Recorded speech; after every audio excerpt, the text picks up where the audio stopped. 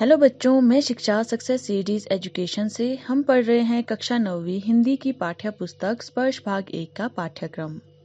आज हम पाठ 1 पढ़ेंगे।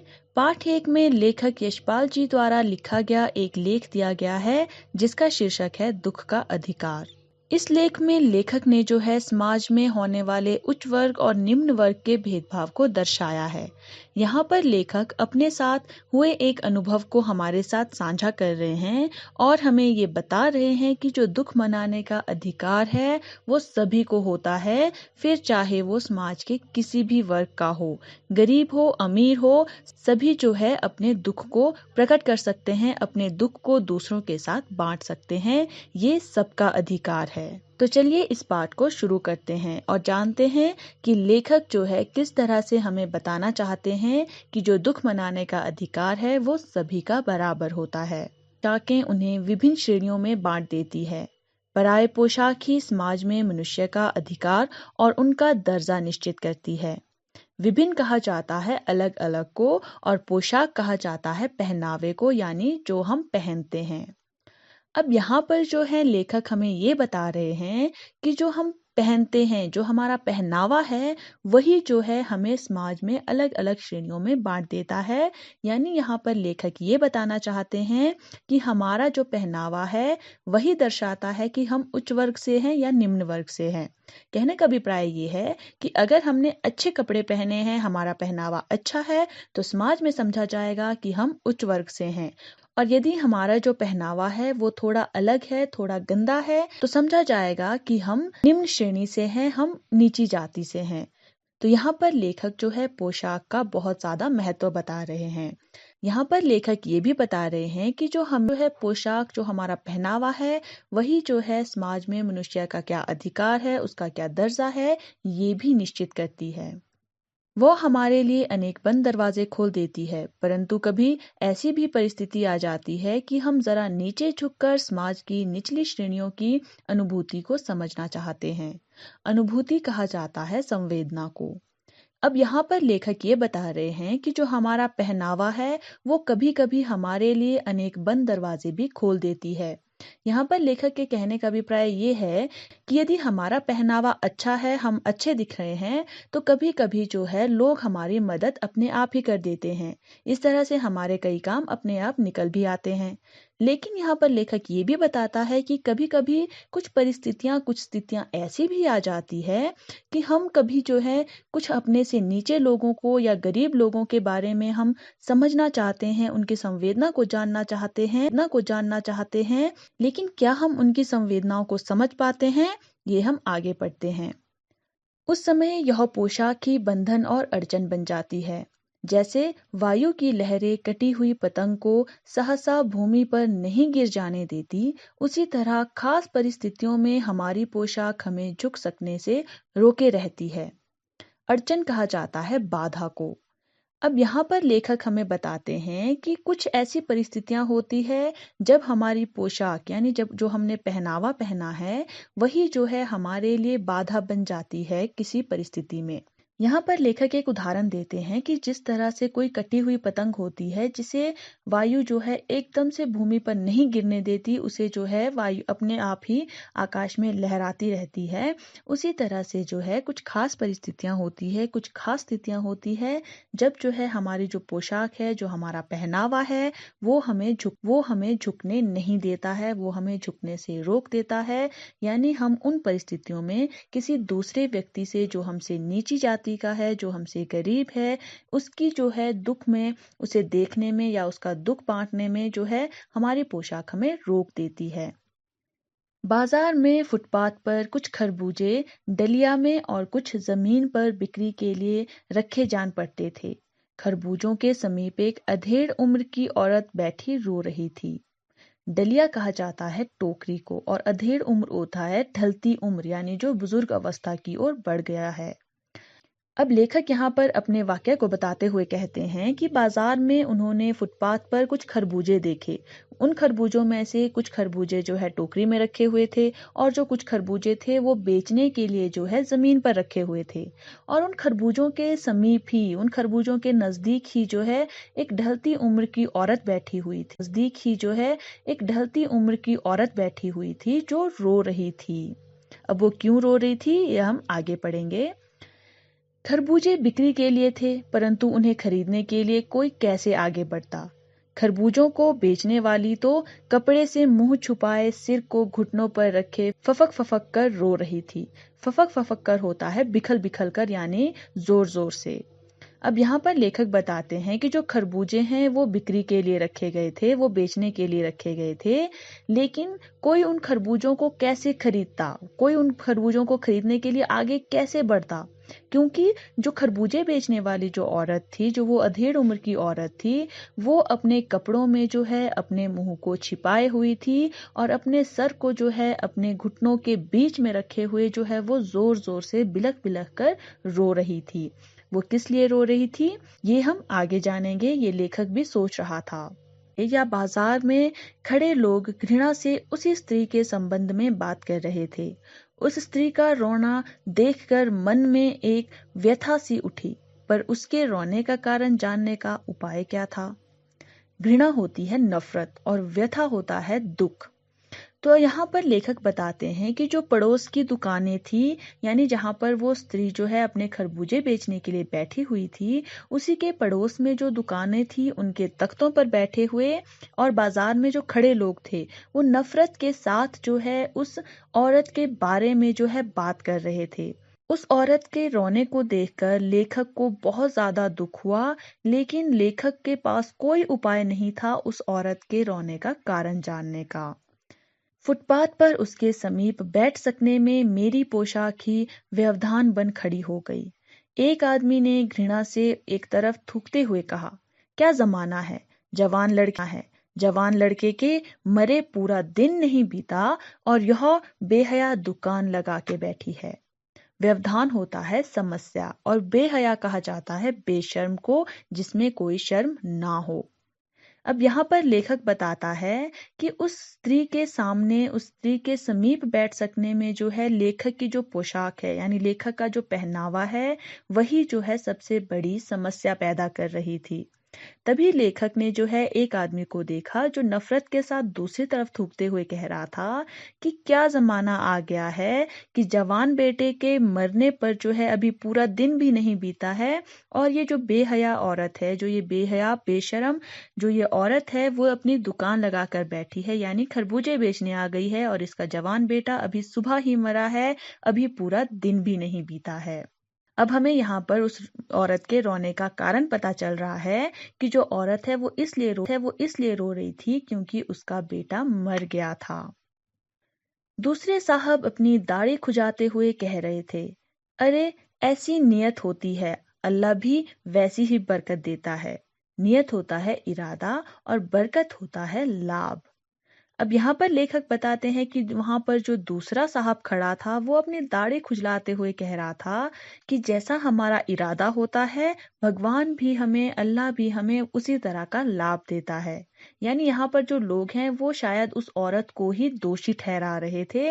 लेखक को अभी तक पूरी बात का पता नहीं था। सामने के फुटपाथ पर खड़े एक आदमी ने दिया सलाई की तीली से कान खुजाते हुए कहा, अरे इन लोगों का क्या है, ये कमीने लोग रोटी के टुकड़े पर जान देते हैं। इनके लिए बेटा बेटी खसम लुगाई धर्म ईमान सब रोटी का टुकड़ा है।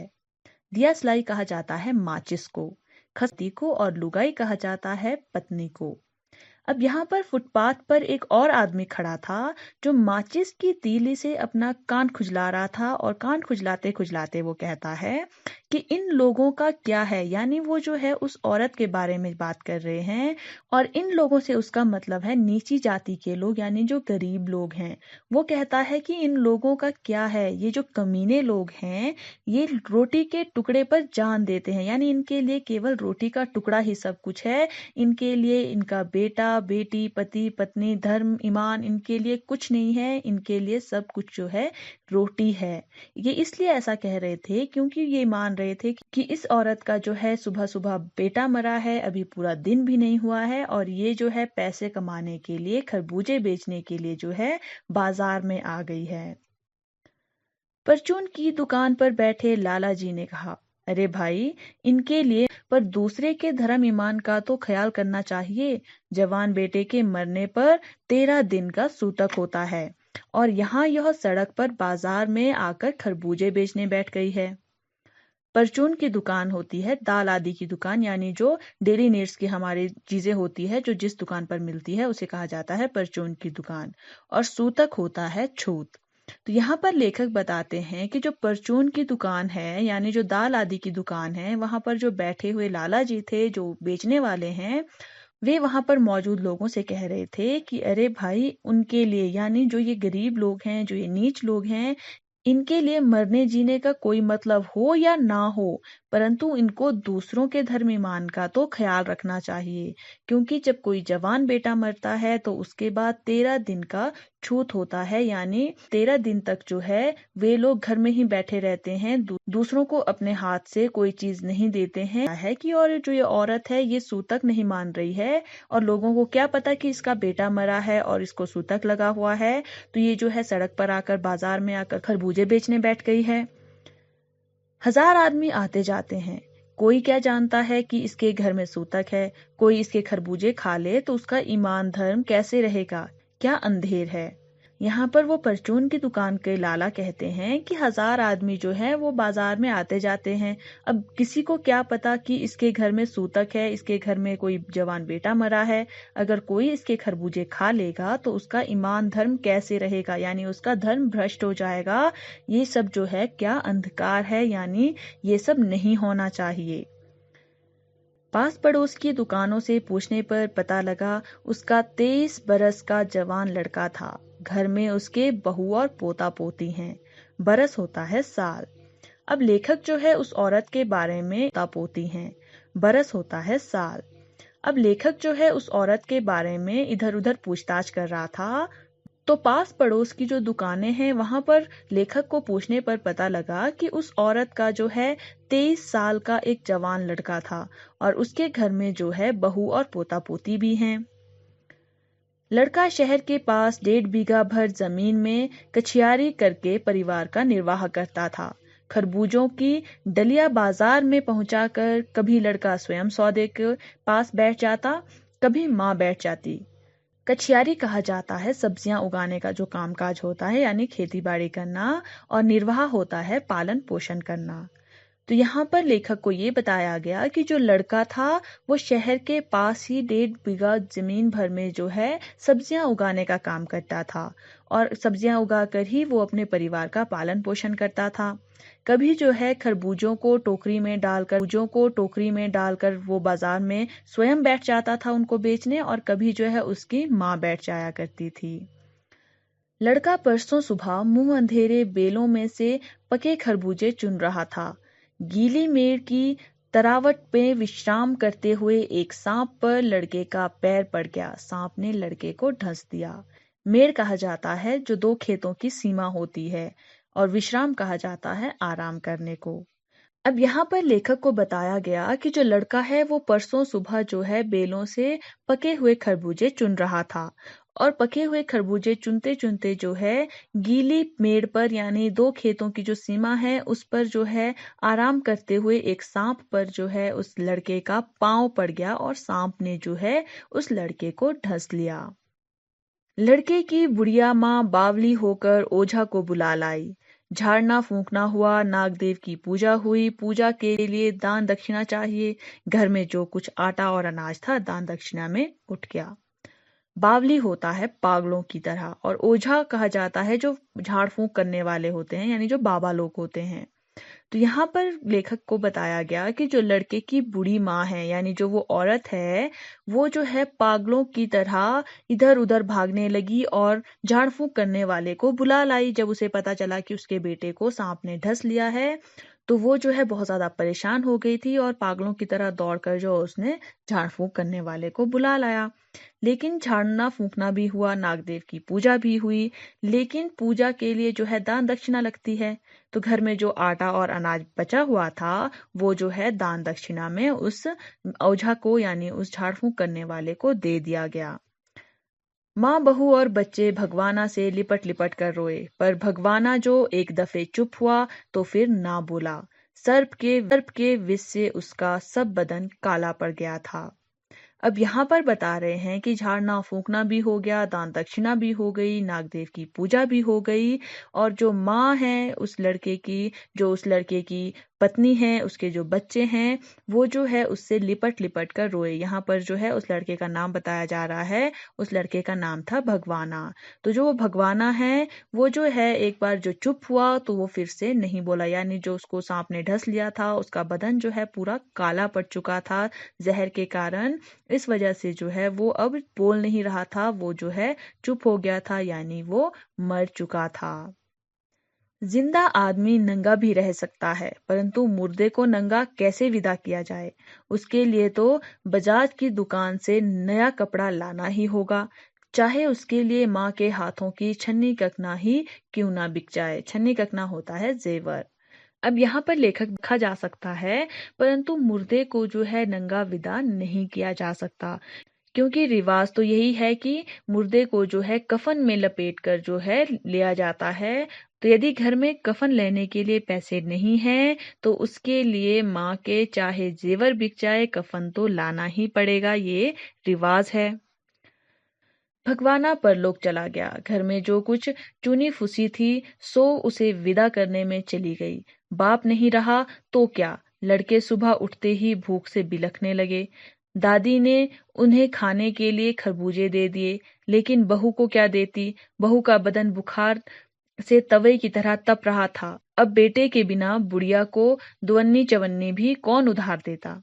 अब यहाँ पर लेखक को बताया गया कि जो भगवाना है वो तो मरकर परलोक चला गया था, और उसको जो है ठीक करने के लिए उसकी माँ ने जो ओझे को बुलाया था, जो पूजा पाठ हुई थी, उस कुछ था दान दक्षिणा के लिए, वो सब जो है चला गया था। उसके कफन के लिए जो है माँ के हाथ के कंगन भी जो है वो बिक चुके थे। तो अब क्या हुआ? अब अगर बाप नहीं रहा तो क्या हो गया? अब जो उसके बच्चे थे वो तो सुबह उठते ही भूख से चिल्लाने लगे, यानी उनको तो भूख लगेगी ही लगेगी। अब दादी ने उन बच्चों को भूख से चुप कराने के लिए उनको खाने के लिए खरबूजे दे दिए, लेकिन अब बहू को क्या देती? बहू तो खरबूजे नहीं खा सकती, क्योंकि उसका बदन जो है वो बुखार से तवे की तरह तप रहा था। अब बिना बेटे के जो है उस बूढ़ी औरत को कोई दवन्नी चवन्नी भी उधार नहीं दे सकता था। क्यों? क्योंकि लोगों को हमेशा ये लगता है कि अगर घर में कोई कमाने वाला नहीं है, तो यदि वो उन्हें उधार देंगे तो उनका उधार वापस कौन करेगा? यानी जब कोई घर में कमाने वाला नहीं है, तो घर में जब पैसे नहीं आएंगे तो उनका उधार वापस कैसे होगा? इसलिए जो है बेटे के मर जाने के बाद उस बूढ़ी औरत को कोई थोड़े से पैसे भी उधार नहीं दे रहा था, थोड़े से पैसे भी उधार नहीं दे रहा था। बुढ़िया रोते रोते और आंखें पोंछते पोंछते भगवाना के बटोरे हुए खरबूजे डलिया में समेटकर बाजार की ओर चली, और चारा भी क्या था। अब लेखक को ये बताया गया कि जो बुढ़िया है वो ये सब जो है देख रही थी, समझ रही थी, इसलिए वो रोते रोते जो है अपनी आंखों को पोंछते पोंछते अपने बेटे के मरने का दुख जो है साइड में रखकर जो है उसके द्वारा जो उसने खरबूजे जो है लाए हुए थे पके हुए बेचने के लिए, उनको जो है टोकरी में डाला, समेट कर बाजार चली गई, ताकि उसे बेचकर वो कुछ पैसे लाए और अपनी बहू का इलाज करवाए, बच्चों के लिए खाने के लिए कुछ इंतजाम कर सके। अब बेचारी उस बूढ़ी औरत के पास और चारा भी क्या था। बुढ़िया खरबूजे बेचने का साहस करके आई थी, परंतु सर पर चादर लपेटे, सिर को घुटनों में टिकाए हुए फफक फफक कर रो रही थी। कल जिसका बेटा चल बसा, आज वह बाजार में सौदा बेचने चली है। हाय रे पत्थर दिल। अब यहाँ पर जो है लेखक बताता है कि जो वो बुढ़िया है वो खरबूजे बेचने की हिम्मत करके जो है बाजार तो आ गई थी, लेकिन उसकी हिम्मत नहीं हो रही थी खरबूजे बेचने की, और वो जो है अपने सिर को जो है अपने चादर से लपेट कर जो है अपने सिर को घुटनों पर रखकर जो है वो जोर जोर से बिलख बिलख कर रो रही थी। अब यहाँ पर लेखक बताता है कि जिसका बेटा जो है पिछले कल चल बसा है, मर गया है, वो आज जो है बाजार में सौदा करने आई हुई है, बाजार में अपने फलों को बेचने आई हुई है। इस माँ को जो है कितना पत्थर दिल होना पड़ रहा है ताकि वो अपने परिवार वालों का पालन पोषण कर सके, क्योंकि उसके परिवार को जो चलाने वाला था, उसका जो बेटा था, वो मर गया है। उस पुत्र वियोगिनी के दुख का अंदाजा लगाने के लिए पिछले साल अपने पड़ोस में पुत्र की मृत्यु से दुखी माता की बात सोचने लगा। वह संभ्रांत महिला पुत्र की मृत्यु के बाद 2.5 माह तक पलंग से उठ ना सकी थी। पुत्र वियोगिनी होता है पुत्र को खोने वाली। अब यहाँ पर जो है लेखक उस पुत्र को खोने वाली, यानी जिस औरत का बेटा मर गया है, उसके दुख का अंदाजा लगाने के लिए जो है लेखक के पड़ोस में ही जो है पिछले साल ऐसा ही कुछ घटना घटी हुई थी, जिसमें जो है एक माता के पुत्र की मृत्यु हो गई थी, और उसके दुख से जो है वो इस औरत के दुख को कंपेयर कर रहा था, अंदाजा लगा रहा था कि इस औरत को भी कितना ज्यादा दुख हो रहा होगा। क्योंकि लेखक को अपने उस पड़ोस की जो महिला थी वो संभ्रांत महिला थी, यानी वो उच्च खानदान की महिला थी, वो ऊंचे वर्ग की महिला थी। वो जो महिला थी, जब उसके पुत्र की मृत्यु हुई थी, वो उसके 2.5 महीने तक जो है बिस्तर से नहीं उठ सकी थी। वो इतनी ज्यादा दुख का और इस छोटी जाति की औरत के दुख का अंदाजा लगा रहा था कि वो 2.5 महीने तक पलंग से नहीं उठ सकी थी। लेकिन इस औरत को जो है मजबूरी के कारण अगले ही दिन जो है खरबूजे बेचने के लिए बाजार में आना पड़ रहा है। यानी ये भी जो है कितनी ज्यादा दुखी होगी, फिर भी जो है ये अपने परिवार के लिए ये काम करने आई है। उन्हें 15-15 मिनट बाद पुत्र वियोग से मूर्छा आ जाती थी, और मूर्छा न आने की अवस्था में आंखों से आंसू ना रुक सकते थे। दो दो डॉक्टर हरदम सिरहाने बैठे रहते थे, हरदम सिर पर बर्फ रखी जाती थी। शहर भर के लोगों के मन उस पुत्र शोक से द्रवित हो उठे थे। मूर्छा होता है बेहोश होना, और हरदम होता है हमेशा। अब लेखक यहाँ बताते हैं कि जो उच्च खानदान की महिला थी, उसको जो है 15-15 मिनट के बाद जो है अपने पुत्र को खोने की याद आ जाती थी, और वो बेहोश हो जाती थी। और जब वो होती थी तो उसकी आंखों से आंसू लगातार बहते रहते थे, वो चुप नहीं होती थी। उसके सिरहाने पर हमेशा दो दो डॉक्टर बैठे रहते थे ताकि वो बेहोश ना हो जाए। हमेशा जो है उसके सिर पर बर्फ रखी हुई होती थी ताकि वो अच्छा महसूस करे। और शहर भर के लोगों के मन में जो है उस पुत्र को खोने का जो दुख है वो बैठा हुआ था। अब यहाँ पर जो लेखक है वो दोनों के बारे में सोच रहे हैं कि उसकी कैसी हालत थी और बेचारी इस औरत की कैसी हालत है। जब मन को सूझ का रास्ता नहीं मिलता तो बेचैनी से कदम तेज हो जाते हैं। उसी हालत में नाक ऊपर उठाए राह चलतों से ठोकरे खाता मैं चला जा रहा था। सूझ होता है समझदारी। अब यहाँ पर लेखक जो है अपने बारे में बात कर रहे हैं कि जब समझदारी का हमें कोई रास्ता नहीं मिलता तो जो बेचैनी होती है उसमें हमारे कदम और तेज चलने लग जाते हैं।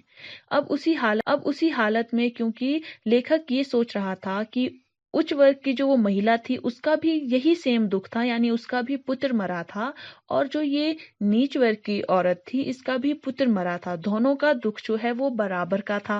लेकिन उस उच्च वर्ग की महिला के दुख में जो है पूरा शहर जो है वो इन्वॉल्व था, वो उसके साथ था।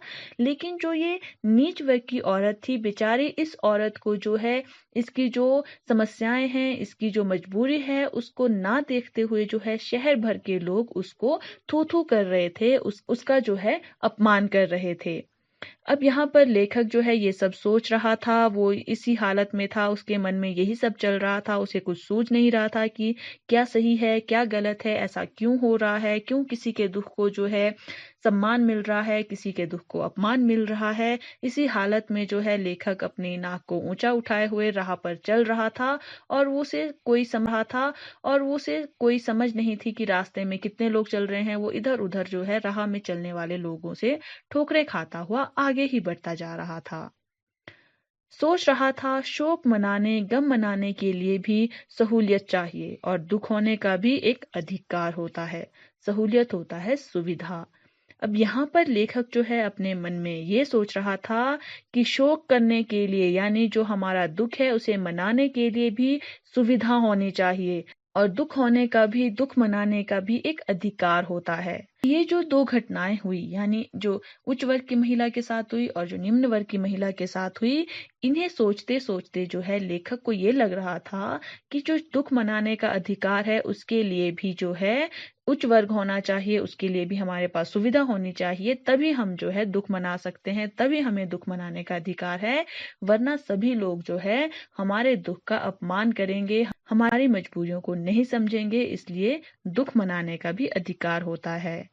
असल में इस लेख के द्वारा लेखक हमें ये बताना चाहते हैं कि जो दुख है उसे मनाने का अधिकार सबका होता है। कोई अमीर है, गरीब है, दुख का इससे कोई लेना देना नहीं है, सभी को दुख होता है।